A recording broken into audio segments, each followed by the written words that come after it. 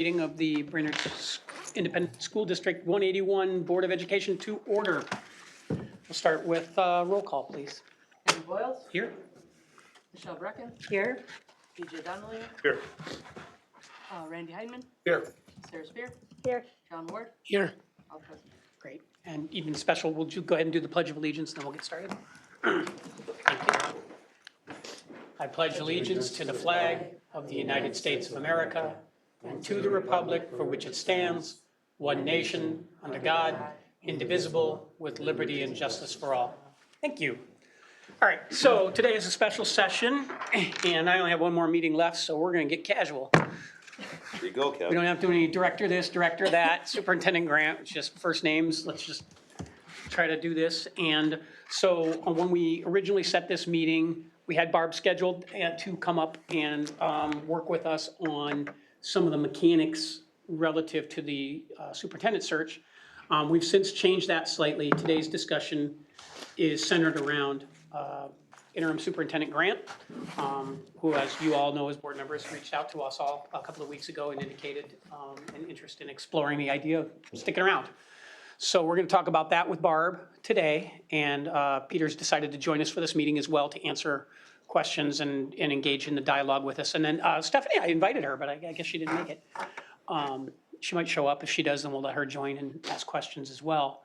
So the outcome today, Barb's agreed to come back if need be on a week from today or for our board meeting next week. And depending on how and where we end up in this meeting, we'll kind of structure what that looks like if we need to, and we'll go from there. So with that said, the whole purpose of bringing Barb in is to provide us with some insight based on the numerous superintendent searches that she's been involved in. And, you know, just to give us a little bit of an outside view to help us kind of frame the discussion a little bit, because I'm crappy at that. And and before we start, thank you for coming up, Barb. As always, thank you for your ongoing support and tolerance of this group. It's been just a pleasure to have you involved ever since we've started this process way back when. And again, we appreciate your guidance, support, and all of those different things, and especially for making the time to come up here and meet with us. So, Absolutely. okay, with that said, I'm going to kick it to you to maybe put a little framework around it if you're okay with that, and then we'll kind of see where we go. That sounds good. Thank you very much. It's good to see you all again. And I have to tell you, it's always worth the drive because I really enjoy the robust discussions that this board has. It's healthy, it's open, it's clear, and that's sometimes my favorite part of the job. So thanks for inviting me back up. I'm There's really Stephanie. happy to be Stephanie, here. if you want to, you can come sit up next to John if you want, so you can ask questions and things. Get up here. Hello. I'll get chicken. Might as well start practicing now.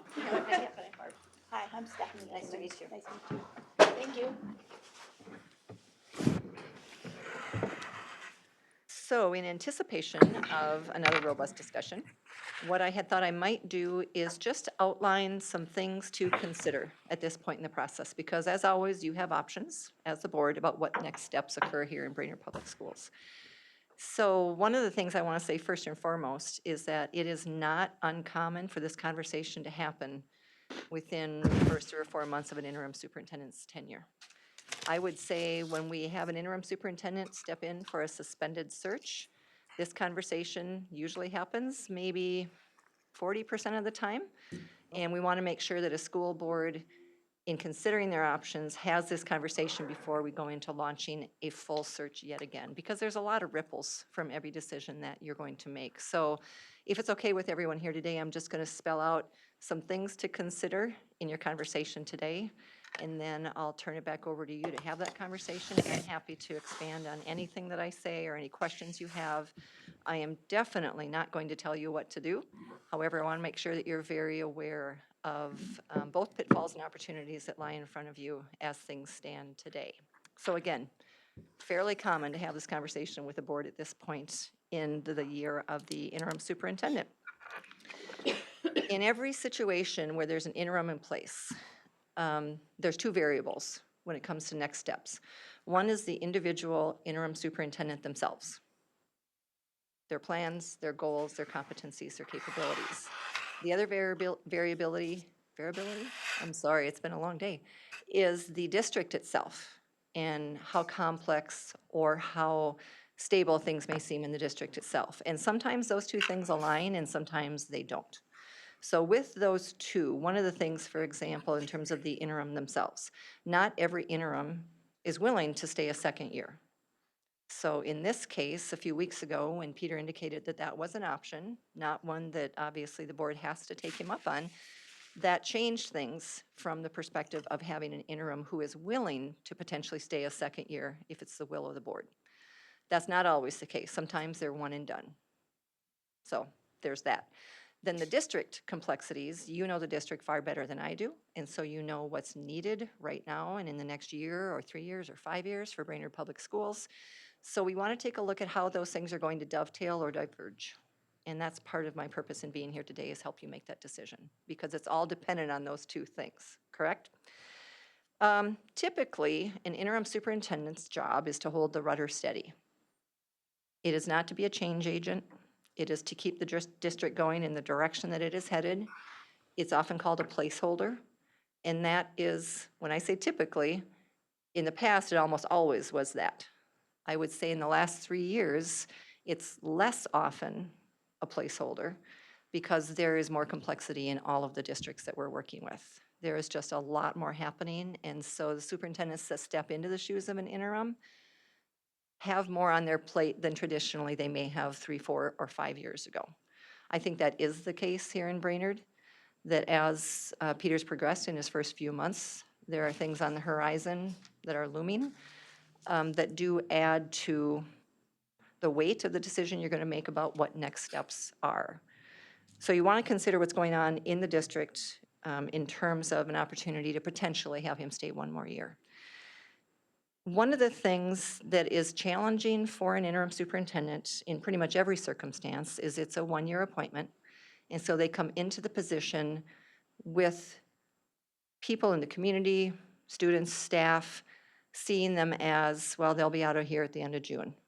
So it can be more challenging for an interim superintendent to hold people accountable or to make changes that might be necessary in the district, because they're here for, what is it, 7 more months now at this point, 8 more months, something like that. That's a challenge. That doesn't mean it's a reason to keep anybody by any means, but it is a challenge when they are here for that 1 year, 10 years. The accountability factor is sometimes tougher because people know they're going to be out of here.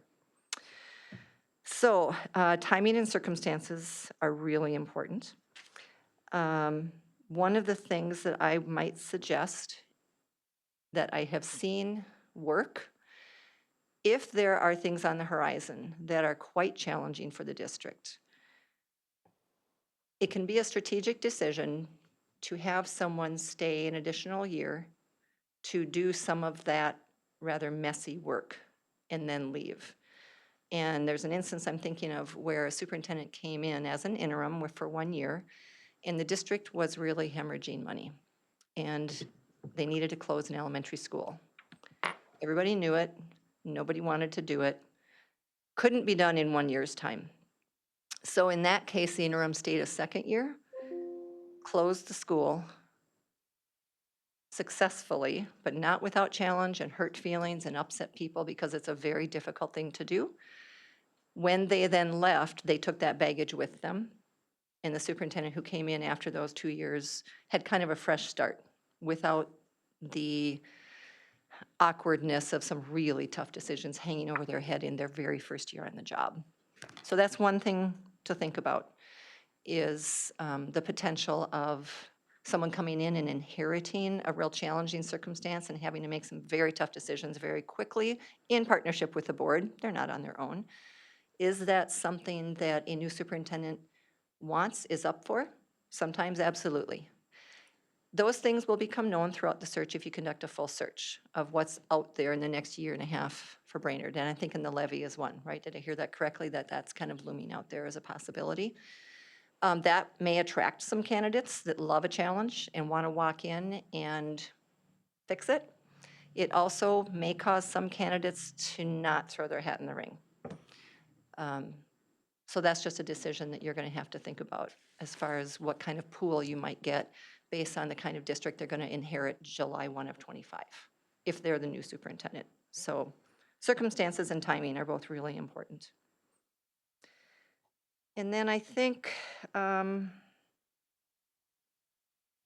one recommendation I would make is if there's a decision by the board for Peter to stay another year, that the term be superintendent, not interim superintendent.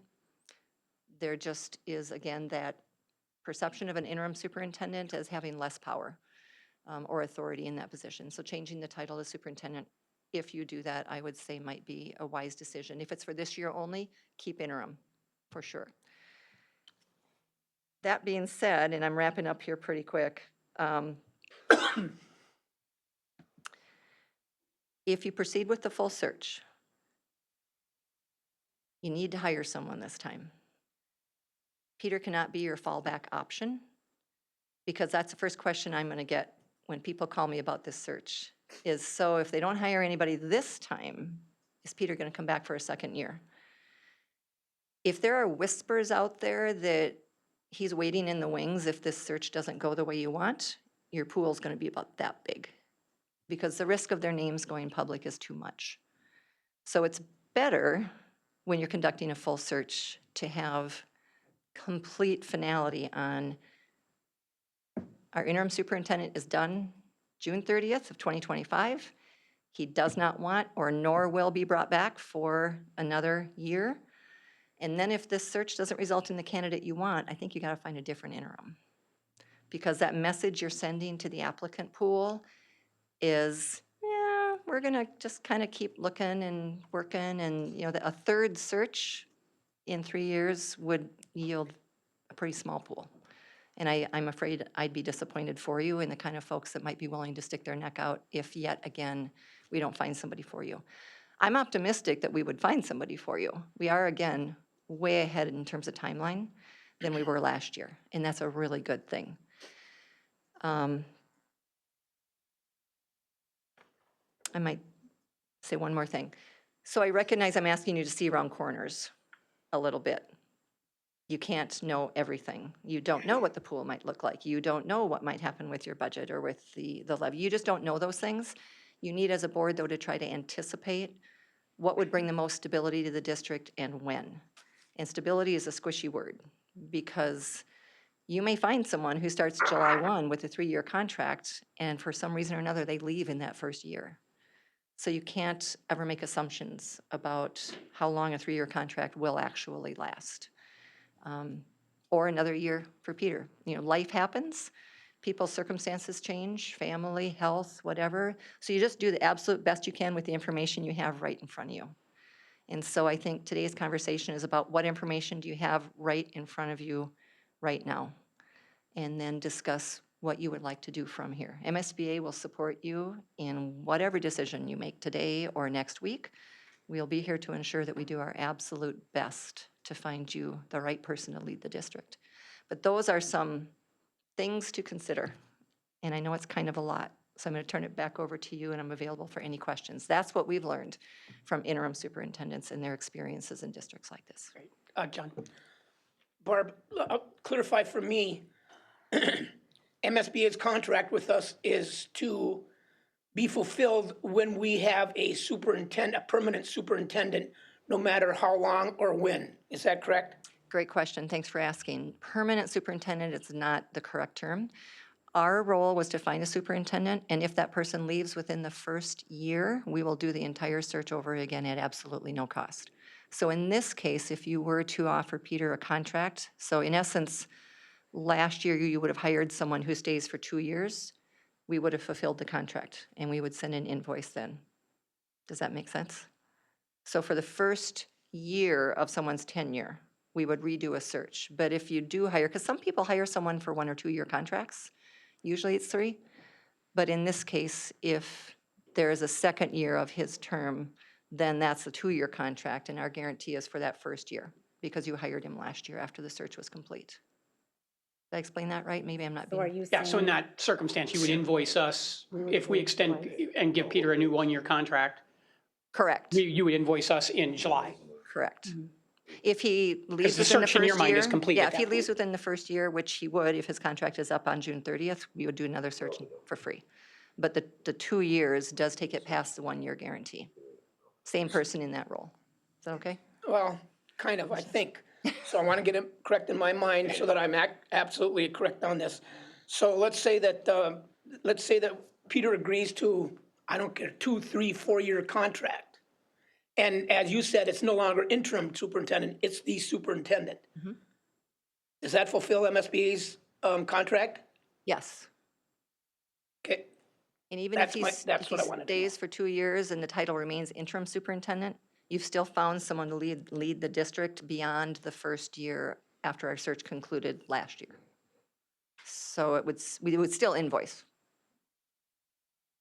We're Does that paying make either sense? way. And then, I understand that. That's the deal. Right. If we hire a new one, we're paying. Keep Peter, we're paying. Their year's up. We owe them the money. But if we keep Peter for 1 more year, then we start the search over and the cost starts over. Yep. Correct. But if it would help, we'd do an abbreviated search, because I think at that point, you wouldn't need all the bells and whistles that we offer, because the board will have been through this again once or twice. So we would look at, I think, more of an à la carte search process where you don't need everything that we might do in a full search because it's recent enough.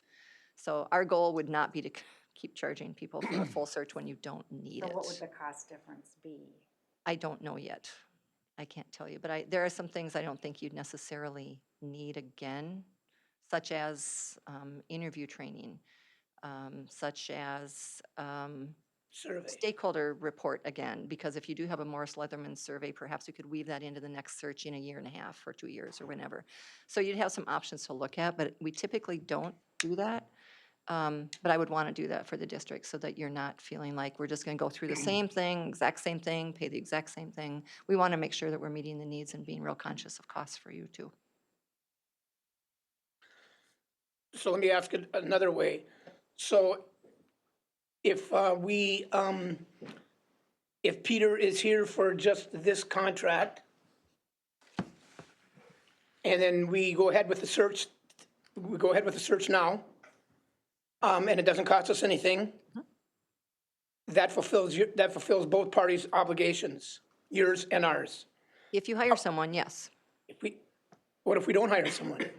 then we would continue to do it at no cost, because that would mean 1 year Oh, you for would? Peter, 1 year for another interim, 1 year for the next, I mean, we would keep doing it. It's the 1 year of stability We is. just gotta stick on these 1-year deals and never have to pay them. That's exactly We'll right. just keep hiring them for a year's time. No, I want to be clear on that. I appreciate that. Thank you very wanna much, be clear John. on that. Yep. And one thing I should mention, as far as interim superintendents, we have superintendents that go in with the intention of helping out for 1 year, and they do. And it goes well, or there is something on the horizon that they want to see through because it's a pretty big lift, and they want to make sure that they can have a healthy district for the next superintendent to inherit. I know of interim superintendents that are in their 5th year of a 1-year contract. I have somebody in their 8th year that it's called superintendent, but it's 1 year at a time. Because they're later in their career, they don't want a commitment 3 years out. So interim superintendents are all individuals and have individual circumstances. And so there's some very successful long-term superintendents that are doing it 1 year at a time. And every year in the fall, they tell their board whether they're going to stay the next year or not. So far, they're staying, and it's working. Every district's different, so. So really, I mean, the next question for me would be to go to Peter and say to Peter, what are you willing to do?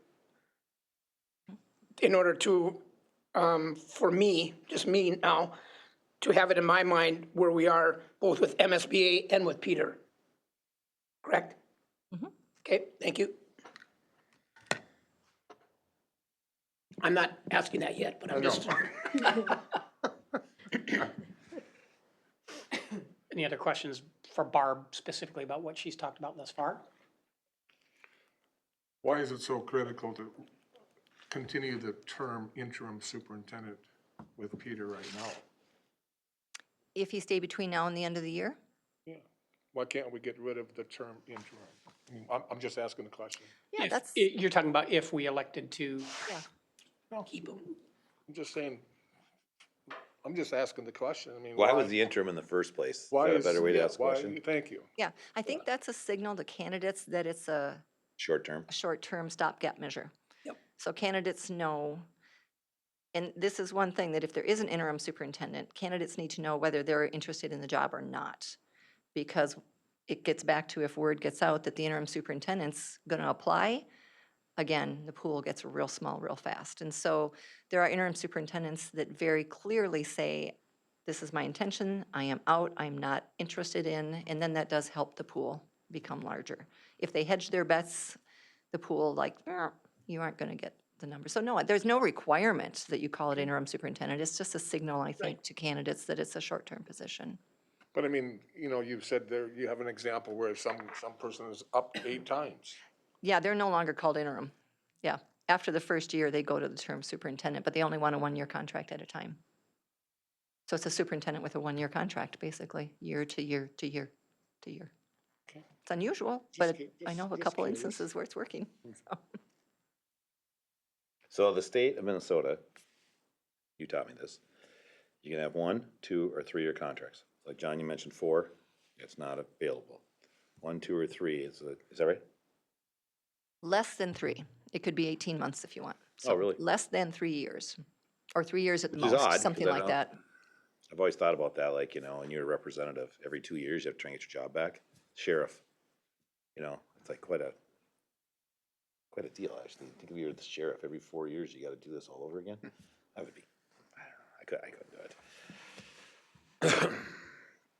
Got to do it with school board every 4 years. Yeah, well, this isn't like your career. It is Poor, No, this is more important. the poor sheriff. There are districts that interview potential superintendent candidates on their own. Is that right? Correct. Like, you mean, don't even do a search?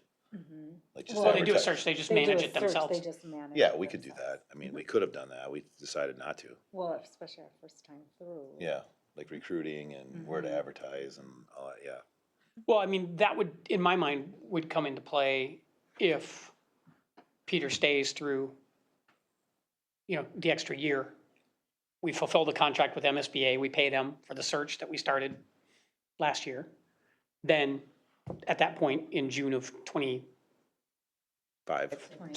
5. now we're starting a new search, which is a new contract. So that's the point where, in theory, let's say, candidates have come out of the woodwork or whatever, we have somebody in mind, or we do some kind of posting on our own, yeah, in theory, you could do that and possibly avoid the cost of a second search in 2.5 years. Can you remind me what the cost? Is it I 19,000? thought it was 19.9 in a Okay. district this I size. was Yep. thinking it was close to 20. That's what I was thinking. Yeah, and last year, I think there were about 22 districts that did their own search. I mean, because you are not required to hire a search firm to assist you at all. And those districts call us for help when they have questions about open meeting law and things like that. So we're still your association, whether we're also your search firm or not. So if you did do your own search and you had a strong internal team from an HR perspective, and you already have a sense of how you want to ask questions, and someone here could coordinate interviews, you do not need to hire a search firm again. And it works often because there's an internal candidate, so it's more of an internal promotion. But there are districts that do the whole shebang. I mean, you post for free on MSBA's site, MASA's site, you can put it on EdPost. You don't have to have a firm guiding you every step of the way. That said, I'll say what somebody with exactly 4 weeks left in his school board career has the opportunity to say, which is, I would believe that would be stupid. 20 grand when you're hiring a CEO for a $110 million budget school district is a drop in the bucket. I would not do that. That's what we decided when we Okay, hired you right. guys. Right. But that's just me talking, and you're gonna get a little bit more of that today, probably, just so you know. All right, thanks. Other questions for Barb for where we're at so far? Because I think next, what I'd like to do, I don't want to put you on the spot, but if you want to add any more Why color. haven't you? Well, you wanted to be, no, I'm teasing. Yeah, like, some color, and then I have a couple of questions too, but, anything based on Barb's commentary or based on, honestly, I mean, here's what I was gonna ask is based on your experience in Owatonna, you were on a 1 year, and then a 3-year, right? So you have some experience with kind of going through this same exact process, maybe talk about that a little bit? and I was thinking about that when Barb was talking, is that, it was because of, I knew specifically what my job of the next year was gonna be. I knew specifically. We had to pass a levy referendum. We had to do that. Otherwise, the cut of 1.5 million was gonna become 3. And I had the support of the board to believe that I could accomplish what they wanted me to do. And I had the support of my administrative team and most of the employees. They said, we know he's gonna do this. But it was a really weird thing again, because it was a 1-year deal. You know, they said, would you stay 1 more year?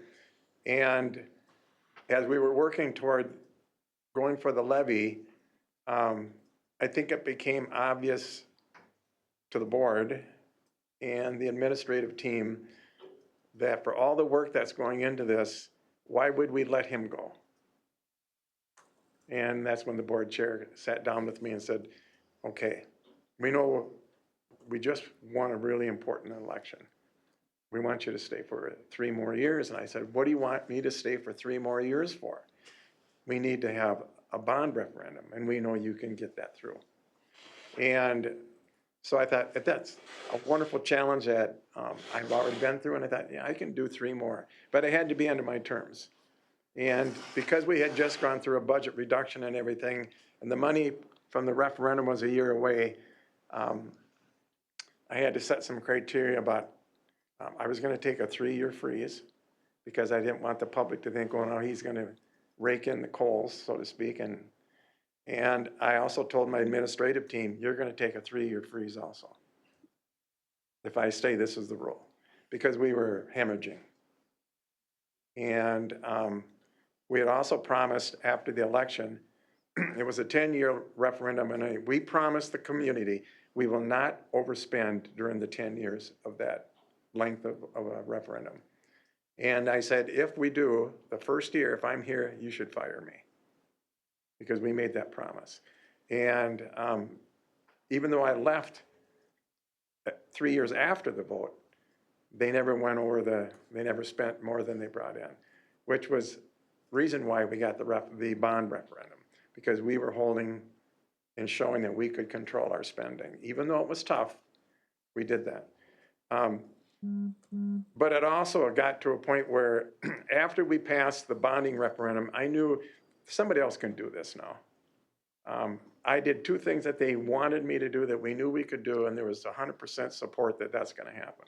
If there had been any weakness in the whole thing, I'd have said, nope, I'm not gonna be your sacrificial lamb. So it was just timing. I mean, Owatonna had gone through several defeated referendums, whether it was levy or bond. They needed fresh blood, and they needed a different voice. And I just happened to be in the right time at the right place. Plus, I really knew the community, being there for 10 years before. But it still was down to confidence of myself with the board, and my confidence myself with my administrative team. If there hadn't been that, I would have said, nope, we're done. Because I was already retired once or twice, whatever it was.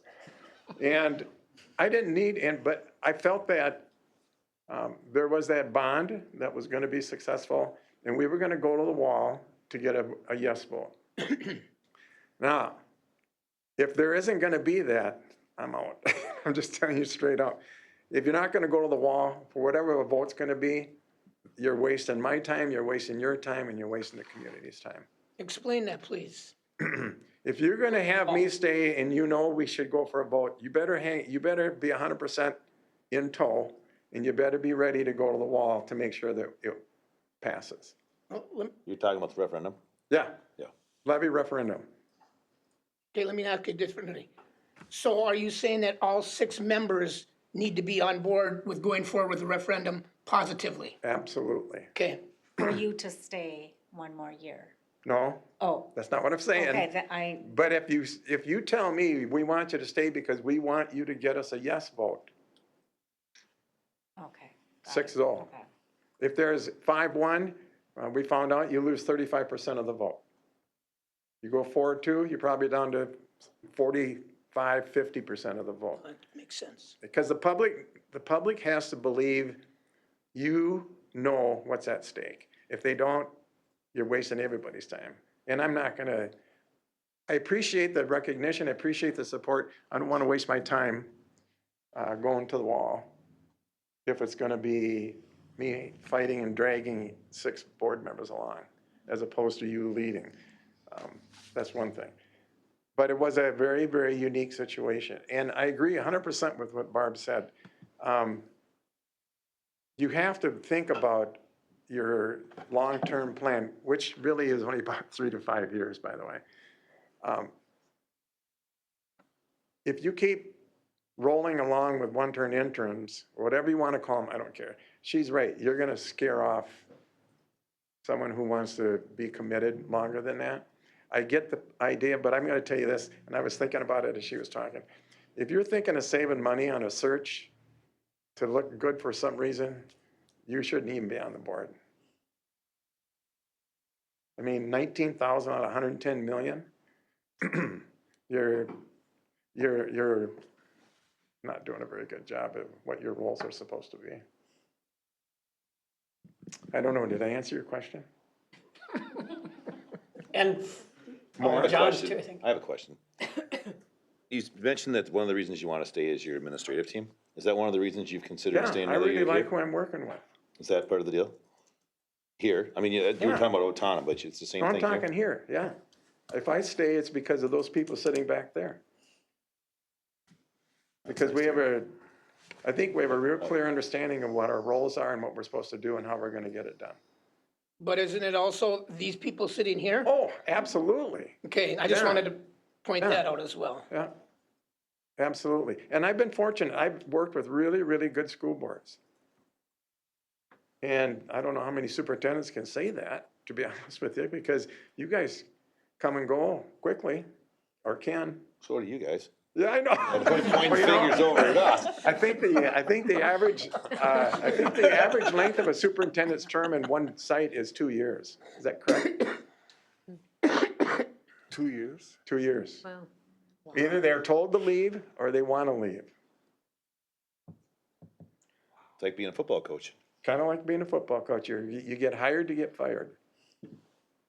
And you don't know what you're gonna get afterwards. Unless you got a really good assistant coach. So now I'll ask the question that I alluded to earlier. Peter, Yes. what are you willing to do? What am I willing to do? I will stay one more year and get you a yes vote if we're gonna go for a vote. If you want me to stay and get more things cleaned up, I can do that.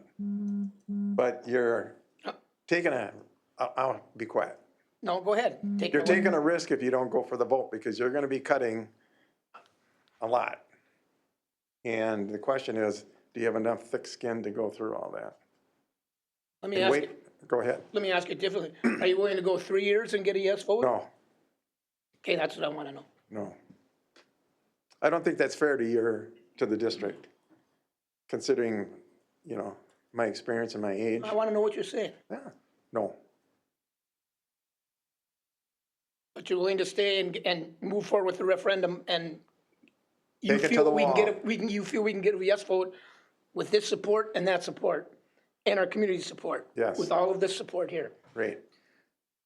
Because it's, So I have a question. yeah, So if the Leatherman survey comes back and it's emphatically hell no, then what? but then we don't do it. Okay, I just want to make sure. I mean, it's not levy or bust, it's Good question. review the data and make an informed, intelligent choice on the direction to go based on what the community tells us they would do. I mean, you don't go against, if the community says, don't even talk to us about it. Well, no, but there are schools of thought out there where they say you should go take one to fail because it has a power in it, in and of itself, like, I don't believe in that. I don't either, but I know. Failure is, why would you do it if you think you're gonna fail? I like You're that. gonna burn a lot of people's energy That's right. to fail. And it's not gonna be free. It's gonna cost money to do a referendum. Oh, yeah. Yeah, so I mean, it's like money, time, effort. You should at least think you have a chance to win. I would think. I don't know, I've never been through this before, but. I mean, Well, you guys know your community better than anybody else. You know, you've all been here for quite some time. But what Wales you've has seen of the been in 9 community so different far, schools. you think that we could get a yes vote? Sure, And you know how to do it? I believe I do. Not Bow myself, though. No, yep, I understand. Is part of the process informing the community of what some of these cuts are gonna be? Mm-hmm. Okay. You have to I'm be, assuming- I'm assuming all the that's- cards go on the table.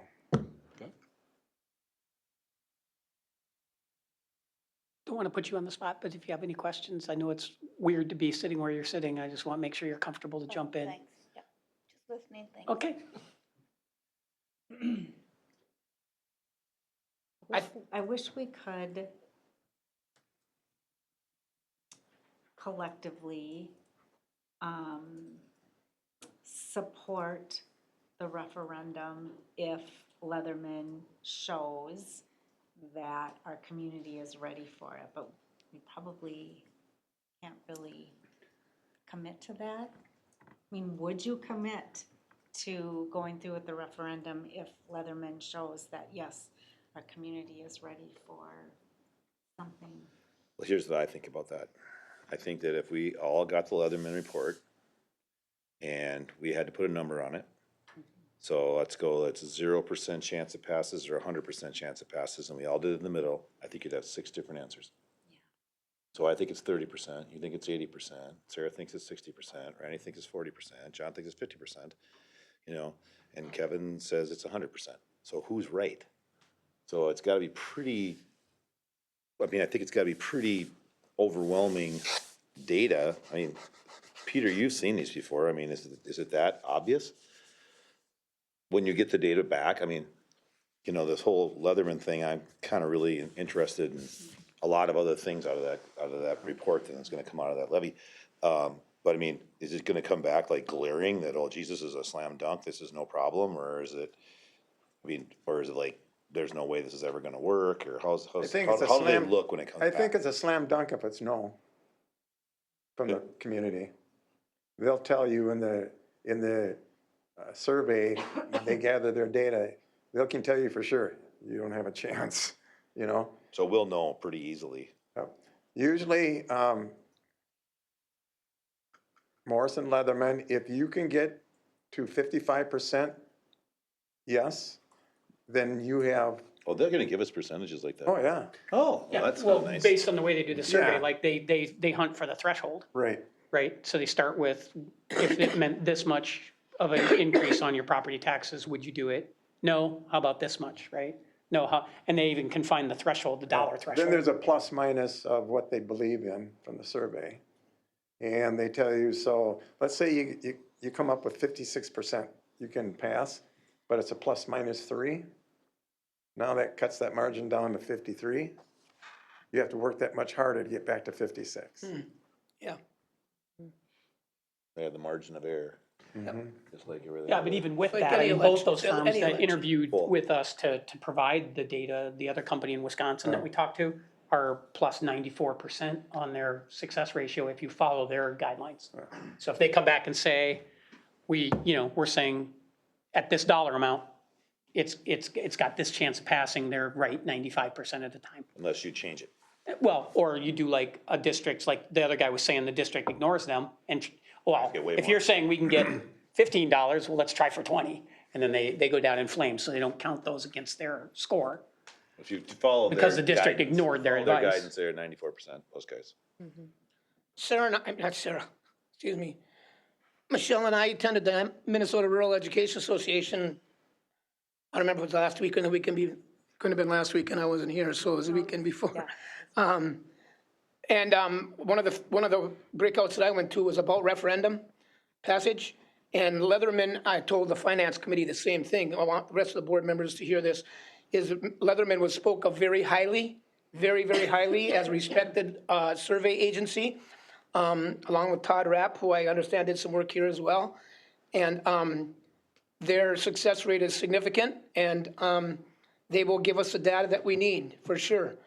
And I just wanted to let the board know that that's the reputation that they have. I also appreciate your honesty and everything that you've said and everything that you've done here. I want to ask my fellow board members, including our new board member, because there's been discussion about the referendum amongst us board members of yes or no, and it hasn't been all yes. It has not been all yes, and even during the campaign, it wasn't all yes. And I just heard the superintendent say, I don't call interim or whatever you want, I heard Superintendent Grant say, it's got to be all yes. We've got, all be back, we've all got to be going forward, we all got to be positive on it. So I'd like to hear from my board members, and I'm all forward. I'm all forward, I'll be the first one to say that. No questions about it, I've been saying it for a number of years. We need to get a referendum passed here. I want to know from my fellow board members, are you all in? Well, Because John, we're wasting his time John, and you're our wasting time. my time. You're wasting our time right now. Why? We don't know what the data is. If it's got a 15% chance of passing, then no, I'm not even close to it. If it's 85% of the public says so, I guess they elected me. I guess I better do what the public wants. So how am I supposed to answer that? No, I think- I have, now, you already know where I sit on this referendum. And I don't know how Peter's employment, his contract, his appointment, whatever we call this, has anything to do with that at this point. It has everything to do with it, he just said that. No, he did not. No, he didn't. Well, I said, if I stay and you're gonna, and if you go for a referendum, you have to be 6-0. Which I agree with. If we end up going for the referendum, his deal is, there's no reason to waste our time if we're not all on board. Well, But let me, until we get the data, I don't know. no, that's where I'm going, and that's where I was going. John kind of got there ahead of me, and I wish I had that much energy after surgery like you do. Geez, killing me. But I've got nothing to lose, I mean, no, no, that's a compliment. I swear to God, it is. But I think, in fairness to Peter's situation, that's the whole point. The whole point is the data comes back. If the data supports X threshold and 55% plus, that's the question. The question is, if Peter recommends we go forward based on his experience, or you go forward, I should say the six of you, that's where you've got to be all in. But the data has to be there to support it. So if the data comes Absolutely. in and supports it, that's the commitment I think Peter is asking for. I'm putting words in your mouth, I'll let you talk for yourself. But to say, if the data comes back and says this, we can't have somebody drilling holes in the back of the boat or it's dead before it gets out of the. I want to just clarify something though for you, because I think we're getting off some of the critical pieces here. If Morrison and Leatherman intend to have their data back by March, let's say, and it's a no, do you still want me to stay? Otherwise, you're behind the 8 ball on a search again like you did before. And I think your question today should be, do you want to go for the search regardless of a yes or no on the Leatherman the survey, or do you want me to stay first? That's the only thing that matters right now, because if you wait until you get the data and then you go, well, it's a no, why don't we go for a new superintendent now? Well, now you're behind where you were before. A late search, you get behind the ball, and you're fighting upstream against the salmon in the stream, coming after you with the hose, because everybody else is out ahead of you by a couple months. You got to be, you can't worry about my personal feelings, because I'll go wherever you tell me to go, so to speak. But it's important that you think about what is it more important for the district, not what's important for Peter Grant. Because if I go, I go. If I stay, I stay. But you got to think about, if you're going to hang around, you're going to have to wait a while for the data. Because I don't know how quickly they'll do their thing, but they were thinking, I think, late February, early March, because then that gives you time to explore. If it's a yes support, let's say, you've got from the end of that time until really about early June to kind of commit yourself to what's it going to be, because you're going to have to start hitting the road August 1st, if not sooner, on talking to the public. And you don't want to make a late decision on a referendum vote, because then it's a snowball effect of you can't keep up with what you have to do. So the vote doesn't matter right now. It's, do you want to get in on a search before so you can get ahead of the game, so to speak? Because I think there's 2 openings right now. I saw 2 postings anyway. Something like that. 7. So, and there's your battle. You're going to be ahead of the 7, or you're going to be behind 15. I don't know. I mean, Barb says there's 30 a year, 20 go in January, 10 go in December. We're not dead yet this time. No, Last time, in a perfect world, last time the we were drinking sequence out of of fire events hose. would time out differently, right? It's not ideal, because the Leatherman stuff, we won't have it until after we wish we had it. I don't know why that has a lot to do with this, but maybe it does. I mean, it obviously does for you, John. Yeah, absolutely. Yeah, I don't know what one has to do with the other. So then let's look at it a different way. Let's look at it if the Leatherman data comes back good, and we decide we're not gonna have Peter. And so then we're gonna start a new superintendent in July 1st, and he says we should be on the road by August 1st promoting it. So do you feel like we're gonna have this new person come in here and they're gonna be very qualified to go do that? Cause aren't they gonna have to get their feet under them first and kinda get to know their staff? And, I mean, I would think it's a year setback, personally. My things with Peter are, first of all, I like his style, you guys probably know that. But I like the consistency.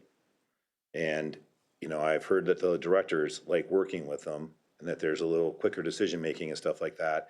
And if we really were gonna go for a referendum, I think it'd be a kick in the pants to start with another new superintendent. And I don't think that's any of our fault, you know, I mean, let's look at Kevin.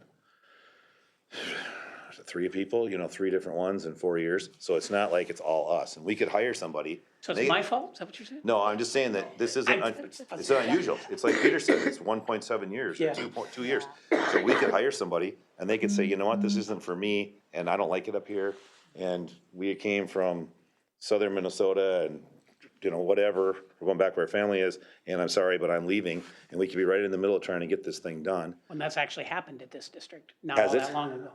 Well, I'm just saying that I like the consistency, and unless something was wrong, or, you know, Peter definitely wanted to quit, I just think and maybe I'm just being lazy, because it's easier, but it seems to me like in a business this size, I mean, what is this big of an employer in Crow Wing County?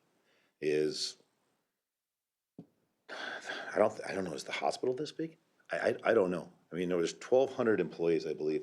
So I would just like to think that it would take probably 4, 5, 6 months just to get your feet under you, to get around all the buildings, meet all the people, start to get a feel for where the weak points are, the strong points, and the things you're gonna start to try to work on. And I would think if we hire somebody new, it's gonna be the same thing, right back where we are now. They'd be 6 months in, you know? Isn't that is it your 6th month? July, August, you get 5 months under your belt. So it takes a little while just to, you know, get on your feet, I think. Well, but, and I don't disagree with you, DJ, but this would really rely on the 6 of you. You better do your job and your homework when you hire. Don't hire a rookie. You know, you gotta hire somebody who's got a really good, solid leadership background. And you really have to work with Barb and do your homework. It's hard. is It's a hard. weird dynamic. Like when we did this last deal, I've never been around anything so strange. I've hired hundreds and hundreds and hundreds, maybe thousands of people in my life, but I can't even ask a question. You know, I've never seen anything like this where all these questions are all picked out ahead. I think it's a broken kind of a government standards type of situation. And this time, I think I'm gonna ask that we get a little 15-minute back and forth questioning. You know, I mean, we did it this last time, to make it fair? Is that why we were doing it? Was it fair? Remember how we had to pick the questions? So everybody got the same exact questions. We had our 6 questions or 5 questions, whatever they were. Well, that's really odd, because if you answer the first one this way, my next question is gonna be different than if you answered it the other way. And I just thought it was really strange. Like, you never really got to make the decisions like you're talking about, Peter, because I never got to ask those questions. I mean, I could ask them of other school board members from other towns, you know, some of that stuff we were calling around on. I think, Sarah, you and I were doing it. John, you did it for everybody too. You know, other than that, how do you get this good background on these people when you're trying to hire them? So, I don't disagree with you, DJ, and actually, I remember having my own personal list of questions Yeah. asking, yeah, we couldn't do it, remember? no, I did it. And Barb, you were the one that told me, I like how you handled those questions, your own individual questions, and we have rethought our way of, you remember that? I don't know if you remember that dialogue or not. I do. You're like a journalist. You're like, I have a follow-up question. I have a follow-up question. Yeah. We did that on the So I last was 2. able, and I agree with you. I think we should be able to do that. I think so. So just a question, when you were here a year ago, and you got down to your final two, did you guys go visit the communities? Anybody go visit the community, go visit the school district? call- We were rapid firing. We were like, we were Yeah, like we were picking under out the our gun. final two on That was- Tuesday that and making was a decision on April. Friday. Right, right. Because when I went from Plainview to Casson Manorville, 3 board members came to Casson in Manorville and spent half a day asking questions Where, to who? about me. I know, but of the staff. Business of people. Business people. They didn't talk chamber. to any school personnel. They talked to the town. Yeah. Oh, they Yep. didn't talk to school personnel. Nope. I've They been didn't talk to the districts town because before they do that. during the process, everybody was available to be part of the interview. But then the board, like I said, they came in and infiltrated the town. That's what I did. The people that I was And calling they on. talked to, I they talked to one talked school to a board member, bar but owner, other they than talked that, to everybody else I restaurants, talked they to talked were to the business grocery owners, store, people I knew. they talked to the chamber. Because they wanted to find out if what I was saying was true, number one, but more importantly, was there a feeling that this person was really good or not? And then when I became superintendent of Owatonna, they went to Casson Manorville and said, okay, we know him, but we don't know him. And they went and talked to the business and said, because that's really where you get, you know, the business people hear everything. I mean, they have eyes and ears on the concrete, so to speak. And I would highly recommend you go on the search. You get down to whatever your candidate numbers are. You better go infiltrate that town and ask questions. Because otherwise you just know what you know on paper and talking to the person. But what does the town think of that person? You know? What is the business community? What are the farmers? They come from rural Minnesota?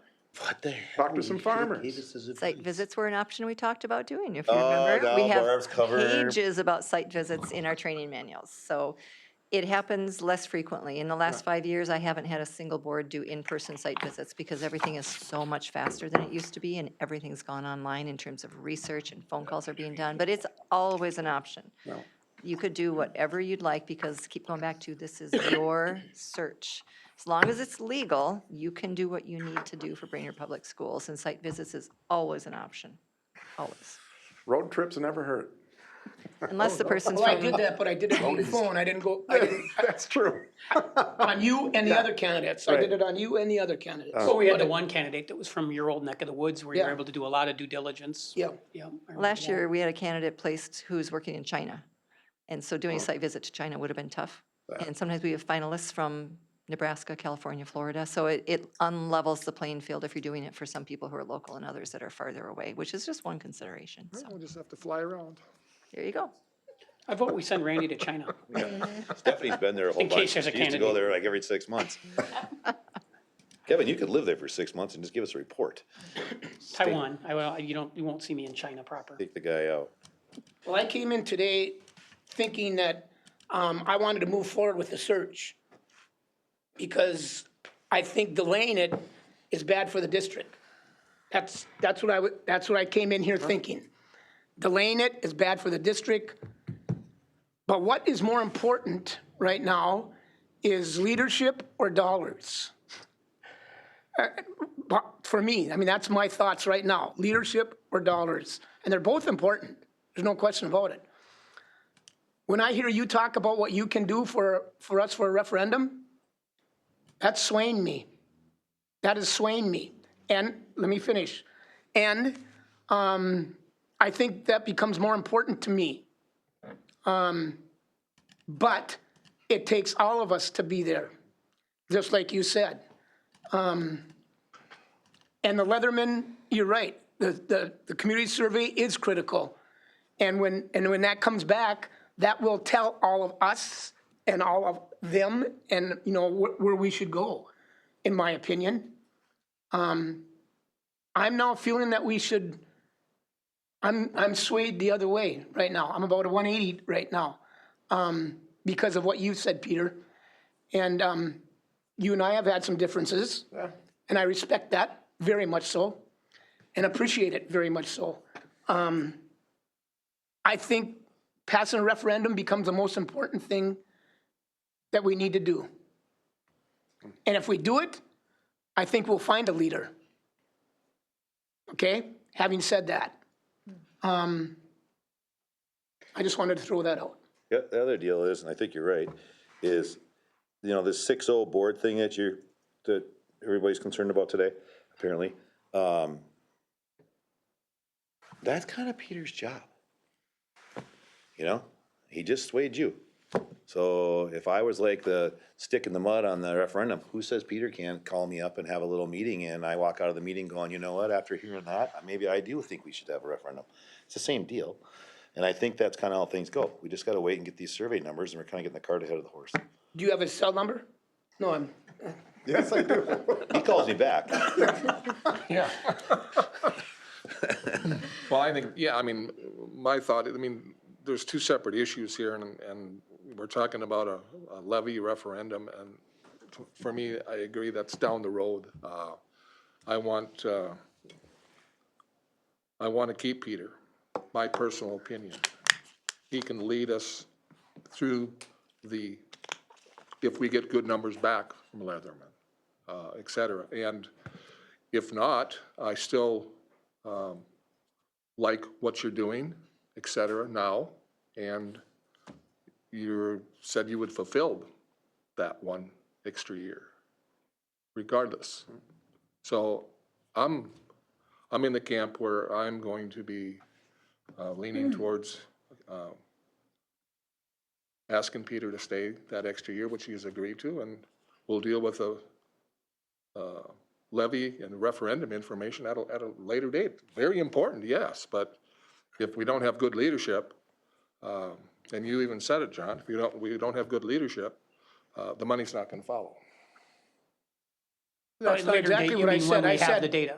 that's not exactly what I said. I said, I think Peter has the best opportunity of having us, if the survey shows that it's a possibility, to get the referendum passed, rather than a new leader. That's my point, is that he has the best opportunity to get, in my opinion. That's just my opinion, 1 out of 6. So, to me, the referendum becomes more important than the leadership at this point. They're both important, but at that point, there was something else I was gonna say, but now I can't remember. So it's different than what you're saying. I'm not. Right, to me, the important thing is right now leadership, and we'll deal with all of the fallout with the survey and all this other stuff at a later date. Well, let me pin you down what on I'm that a saying. little though. You're talking about when we get it. Yeah. Right? Who? I'm talking to you. Yeah. You're saying at a later date, like Well, yeah, when we- 2027. Are you talking No, about I'm when we talking get about the when- information? You know, when we sit down and talk about, okay, how do we want to craft this referendum? What, I mean, I'm assuming we have to tell the public what Let's we're start going with the survey. correct, but I mean, the survey's Well, so going to, let's just worry about the survey at this point. So we're gonna worry about, first we're gonna get the survey. That's step 1. yeah, but we We're already have, into step 3 or 4 or 5. It's like, we gotta start with 1. but don't we have to craft the survey in a way? We do have to We do a have to- little work on the survey, I guess. Well, no, have to- we I have mean, to we have a little bit of input with them when they craft this. The whole point is we don't craft the survey because put we on the bias survey. it. The whole point is they do it because they're experts at it and they're gonna come back and give us information. Okay, but don't we need to know what we're going to be, how much the referendum's going to be for? I mean, or is Yeah, this that's something why that- that's what the survey does. It comes back with those amounts. and what we're gonna spend the money on, but don't we give people, when they're doing their survey, don't they explain what the levy or referendum's for? Well, more importantly, Randy, is they first find out if there's a threshold of increase in your own personal taxes or whatever it's gonna be. The second part of that, though, is if it falls within that, would you vote yes? They don't care what you're gonna spend it on, because that's not their business, so to speak. It's the operations of the board to determine that. But what they will care about is what could be eliminated, but you won't know that until you make a decision of, are we gonna go for a levy or not? Because because when you start talking to the public, you tell them, we're gonna ask you for whatever, 3 million a year. If we don't get 3 million a year, this is what we're gonna reduce. Class sizes are gonna go up, opportunities for kids are gonna go down. We're gonna have to cut staff, we're gonna have to cut personnel. We're gonna shrink our delivery package to fit within the confines of our budget. And we have to do that no matter what it's gonna be. Once that becomes part of your campaign, people start to make a decision then. They really don't make it, unless you're asking exorbitant amount on their taxes. They really want to know more about what am I losing if I don't vote yes. That's really what their focus is going to be. If I vote yes, I know what we're keeping. But if I vote no, I know what's going. And then, but the hard part will be then, if it's a no vote, you have to do what you said you're going to do. Otherwise, you'll never get a yes vote for a while.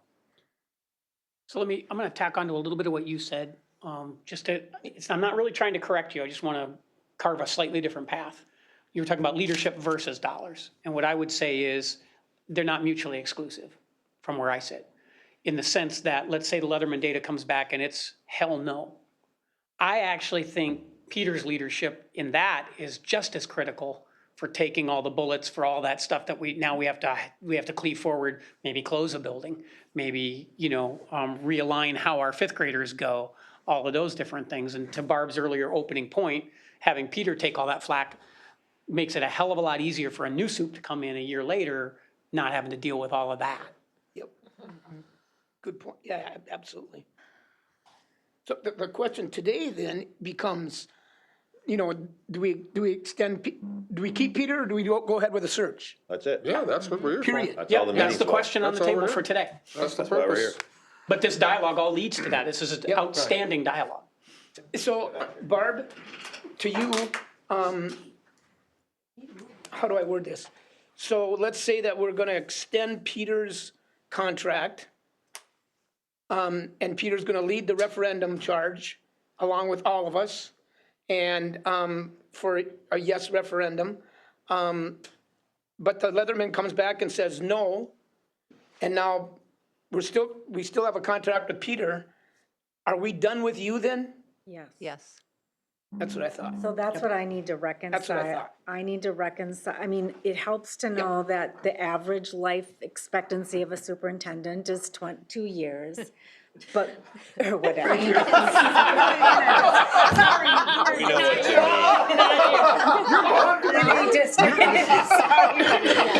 Do we have an AED?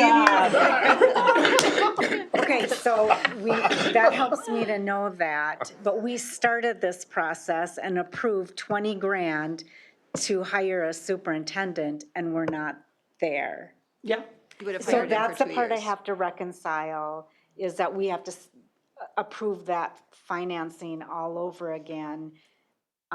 Because and Peter's not interim, I can wrap my head around the fact that he's not interim for another year, or the rest of this year and another year, but I'm just struggling a little bit. Does anybody have any? I don't have a problem with that, Okay. honestly, because I feel like we've paid this price tag to get Peter for 2 years, which might be the lifespan Well, of anyone else we would hire. Okay, So I feel good about that, and I feel like Okay. it's really nominal compared to what you're asking for out in the market. okay. Yeah, I mean, if it helps, it's no different than what we did the last 2 soup cycles. We hired a different company. We hired, I can't even say their name, I have PTSD, but, we paid them whatever we paid them for Heidi to stay 2 years. Yeah, okay. So. First thing I told Barb, remember? When you told me, well, you have to understand that if Peter stays another year, that's our contract is over. And I said, well, we hired you to find us a superintendent, and I guess you did. You found us Peter. Yeah. We weren't finding Peter without, Indirectly, you're correct. Well, I mean, Peter Well, not came even to, Peter indirectly. came to us in July through MSBA, Right. that's what I'm saying. right? So I mean, so, Yeah. Oh, okay, I Peter didn't reach thought, out to no, us. he didn't come like wander up and knock on the door here at Washington. He called Barb and then I called Peter, and Peter and I chatted a few times. And it was, Okay, there was a. He said I've got about 6 months left in my career. Yeah. There were no, even though, there was maybe one candidate that John knew, and he basically directed that individual to come through Barb. So everybody that I talked to when I was screening, came through Barb. The interim search was a little different because it was done more Fast. quickly and behind the scenes, and I spoke to 22 people about that job. Okay. And then I referred some to Kevin that I thought aligned really well with what you were looking for, their ability, their interests, their capabilities. And I think you spoke with several at that point, but About it was six. a lot of work to find interims as Okay, well. So that wasn't an easy, That helps Easy me charge, so. look inside. I have zero concern that we've gotten our money's worth. Yeah, out of this. right, okay. And then some, yeah. One You thing know- that I want to remind everybody that I think is important too is this is an attractive job, regardless of whether you do it now or you do it in 2 years or whenever. It's an attractive district with a lot going for it. When candidates call and ask me about jobs, it seems like the healthiest pools, the largest pools are looking for, I've always told you since the beginning, location, salary, and reputation are what spurs people to want to work in a district. But if you take a deeper dive into that and you kind of peel back another layer, the things that will really matter, I think, to candidates for Brainerd Public Schools, if you conduct another search now or in a year or two, would be financial stability, or at least a financial plan. Whether there's a levy, whether there isn't, whether it passes, whether, there needs to be a financial plan, no looming crises. And again, that's some of the baggage that an interim can take with them, or a superintendent for 2 years takes with them. And finally, a high-functioning board. 3 very attractive points, and I think you are almost there right now. You've got the financial stability piece that needs to be sorted through, but I think you'll have a healthier pool in a year or two than you may this year, because it's still hanging out there as you'll inherit that. Someone in 2 years would not inherit that. There'd be a plan in place, and still a very high-functioning board, it's my belief. So I think you're positioned really well, regardless of what you decide, because this is a great district, great opportunity. Did I cut you talking- off, Sarah, when you were saying something? I'm sorry. Were you going to add something and I interrupted you? I was just gonna say, the one thing I would wish for the district is the stability and the accountability, and to eliminate some of those unknowns. And just as we've been talking here today, I feel like there's just as much risk, if not more, in going out for a search right now. And if you're willing to offer stability and that accountability, I think we're well positioned with that.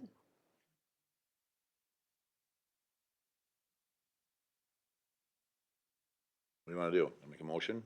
I also appreciate the way that you respond with enthusiasm and hope and faith and belief, and commitment. Thank you. That says a lot to me personally about, That's the competitive part of me, yeah. No, unfortunately. yeah, for sure. Yeah, the only other thing I would say, I think we're moving as a group, into a consensus, which feels good, is, I think of it like, just like with the READ Act and the literacy stuff that we're trying to do, and the strategic plans thing that we're trying to do, right? It was very frustrating for me during the election that statistics were cherry-picked to make this board as a whole, but specifically the 3 of us that were in play, look a certain way based on metrics. That we've already taken substantial steps to address, but that those steps take a substantial amount of time to bear fruit, right? So it's like, okay, you don't just put new reading curriculum in and suddenly you test your 3rd graders 4 weeks later and their scores are off the charts. It doesn't work like that. So it's the same thing with what we're trying to do here. And I think the idea to keep that continuity to get through those speed bumps, because remember, even if you get a yes vote in November of 25, you don't get the money till 26. Right. So there's still hard decisions regardless of the levy. Yep. They're a little less hard because you could gamble, if the levy feels certain, you could argue to draw down on the fund reserve. There's other levers that could be pulled potentially. Kind of like what the state does sometimes. Yeah, but not quite that way. I don't want DJ to have a stroke, but. Sorry. But I mean, there are variables in like that. play, but the idea that you have the leadership continuity through that, and unfortunately, that all comes due in June. Like, we really don't know what the budget landscape looks like at this point. We know it's bad. We don't know how bad. I think if you ask, everybody will get different answers from everybody, right? So the idea of having that, and to Barb's point, that no matter what happens then with the levy, because that work's already been done and those communications have already been put out there, the chance of bringing in a dynamic leader that can take it to the next level are even better. that's kind of where I fall. So with that said, I would say, my vote is still a vote, but incoming Director Ederman, very interested in your thoughts. Again, hate to put you on the spot, but I know you're not voting today, but in a way you are, because you are going to be on this board tackling all of these things that we just talked about, and I will not be. So your voice is at least, if not way more important than mine is. Well, I would like you to stay for another year. It's gonna be a big learning curve for me starting out, and that's gonna be even huge, bigger if I have to sit down and help the board find another superintendent, so I'd like you to stay. Thank you. I think, Michelle, you're the only one that hasn't really been declarative in a statement so far. I know what I want. Do you want me to? Yeah. I'm supportive of this decision. I needed this discussion though to get me where I'm going, and no, I'm supportive of keeping Peter. Now, nobody called Shelley.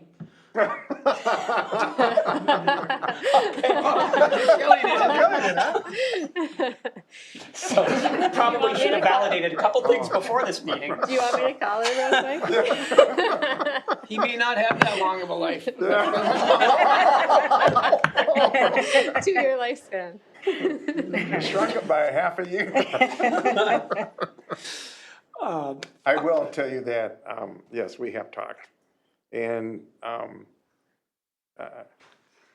she appreciates the support I'm getting, one. She doesn't appreciate the time apart, which, is okay. We both understand that. But she does have faith in me. Okay, and then keeping you in the hot seat just a little bit for a minute. Sure. Now you've heard the whole dialogue. Yeah. You sent the email that kind of, launched 1,000 ships here. Yeah. Any other thoughts based on what you've heard from the 7 of us? Well, I do appreciate your support and your confidence in me. But my entire educational career has never been just one person. It takes a team. And I will tell you this, if I didn't like this board, I wouldn't even thought about it, number one. Number two, Barb is absolutely correct. This is a really good district. We have to start changing the vernacular of what we say and what we don't say. Because there's so many positive things here. If it wasn't that way, I'd be one and done for sure. But I do have to tell you that the group of people at the end of the room make a difference. They're all very, very talented. They're all very supportive. The directors, and the person really running the district behind us makes a difference. And if it wasn't for that, I wouldn't stay. I wouldn't even think about it. But I did think I told you, maybe it was in October, I had mentioned something about I'm starting to get embedded and I'm feeling committed further than just the interim. That's a really dangerous sign for me, because then I don't give up. And that's what happened at Owatonna. It didn't take very long, and I said, I got things I need to help you with, and I can do it. And whether there's a November election for a bond or not, we have a lot of other things we got to address, and I'm not afraid to do that. And some of it's going to be uncomfortable, but that's the only way you get going forward, is do some of the uncomfortable stuff. Because in the end, everybody's going to come out ahead. So. Well, and in the end, for me, if I was still sitting in this chair in like February or March, I mean, to me, having seen Peter's resilience and toughness, instead of interviewing somebody to try to find out if they have that for what's coming next, that's kind of the difference maker for me. I mean, known quantity versus a crapshoot. It's just the same reason that why I voted the way I did on the last finalist that we had before we went to the interim. I couldn't find a path forward for those tough decisions that I couldn't see enough to make me confident that candidate was going to carry that ball. That was how it landed. So in this case, I think it's the opposite. I feel like, and even better, it's like going from, for you sports people, it's like going from, Bill Walsh to George Seifert. When he hangs up his clipboard, you have the chance to hire a protege or somebody that comes in behind him that can take everything he's doing ramp it up another notch. And then we all get, I guess, dinner with Peter at the Classic every now and then or something like that. Well, I'll make a motion. To extend Peter, how's this motion supposed to go? Extend Peter for a year and drop the interim term? Is that how it works? Is that right? And cease the search. And, yeah. Second. Okay, so, discussion. We have a motion from Director Donnellinger with a second from Director Ward. Any further discussion? A couple outstanding items. One, you and I talked about this and I didn't get a chance to close the loop on it. We need to double check on your provisional licensing. Yep. Have you done any of that legwork Yeah, yet? as long as I'm putting CEUs together, it's fine. And I've been doing some of the things with the district. So as I'm working toward, I'll probably need Carrie's term for me, but as long as I'm making progress in those attributes that you have to have for a full licensure, it's good for 2-3 years. And then I guess this one's back to you maybe a little bit more. From a contractual perspective, is there a way to amend the existing contract, or is this a new one-year contract that just, or is there a best practice on that you're aware of? I defer that question to either your council or your HR folks. Fair enough. Okay, so we'll do the legwork on that. All right. Usually a superintendent contract is lengthier and more complicated than the interim superintendent contract. Sure, Not always, so you could handle it, I think, any way that you would like to. okay. I know we worked off of a boilerplate interim contract that MSBA supplied us for Peter. Okay, any other discussion? Hearing no discussion, let's do a roll call vote for this, please. Kevin Boils, Yes. Michelle Brecken, Yes. BJ Donnellinger, Yes. Randy Heidman, Yes. Sarah Spear, Yes. John Ward. Yes. Motion carries unanimously. Thank you. Barb, thanks for making the time to come up. Thanks, Barb. Yes, thank you, Barb, Congratulations. for everything. Will I see anyone in January at the leadership conference? There you go. Yeah, probably. Yeah, great. If you do, please stop by and say hi. It'd be wonderful to see you again. But congratulations. Again, I have enjoyed this search thoroughly and look forward to seeing how things go over the next few years. Let me know if I can help in the interim. I don't have to be contracted due to this search to help you. So call or email anytime if there's things I can continue to do to support you in your work, please. Well, there's no question that this process was so much better than 2 years ago, 2.5 years ago when we went through it. And that is not just MSBA, but it's all exclusively you. You're just fantastic.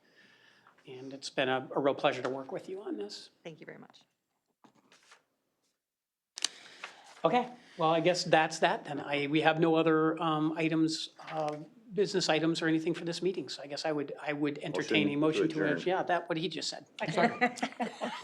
So we have a motion from Director Donnellinger, a second from Director Spear to adjourn. All those in favor, please? Aye. Aye. We are adjourned. Congratulations, Thank you. Superintendent I Grant. Yes. appreciate it. Thank you. You know,